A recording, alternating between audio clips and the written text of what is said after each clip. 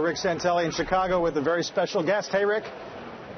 Yes, thank you, Carl, and I'd like to welcome Mark Grant, Southwest Securities. Mark, thanks for taking the time, and it was last minute, but the reason I wanted you today specifically is you wrote a very interesting piece on a day where, you know, we saw retail sales in Germany a bit better.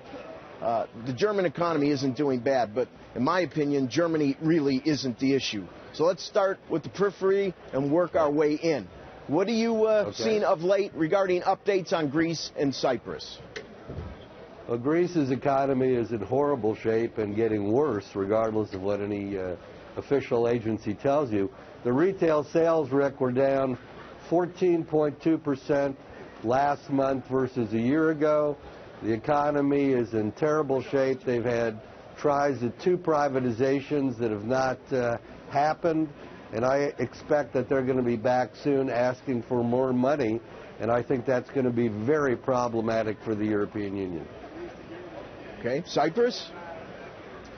Cyprus will have about $10.17 left in the bank accounts of the country by the end of the year. The amount of money that's flowing out of the Cyprus banks is ungodly, even though they continue to have the capital controls. But Rick, Cyprus is a country that's bankrupt and is going to be back for more money as well. All right, now let's get to the epicenter, France. Hollande's ratings are plummeting. He is a socialist. The people in his party aren't very happy about his behavior on cutting spending. But what does it tell us? Hollande isn't doing this voluntarily. He sees a certain reality. Can you describe what reality he sees and how even that reality is probably underpriced?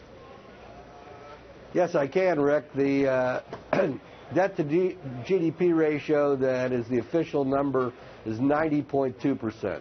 The real debt to GDP number, which is just a calculation including the liabilities of France that aren't counted, is just shy of 200%. And here's the issue, Rick. You cannot count things, you cannot count the bills, but the bills still have to be paid, and that's the problem. The other issue is a political one. They've raised taxes to 75%. They have a tremendous social system that's incredibly expensive, a tremendous amount of people that work for the government. They've driven out entrepreneurs. They've driven out a lot of the major companies in France, and they cannot afford any longer all the social problems that they have.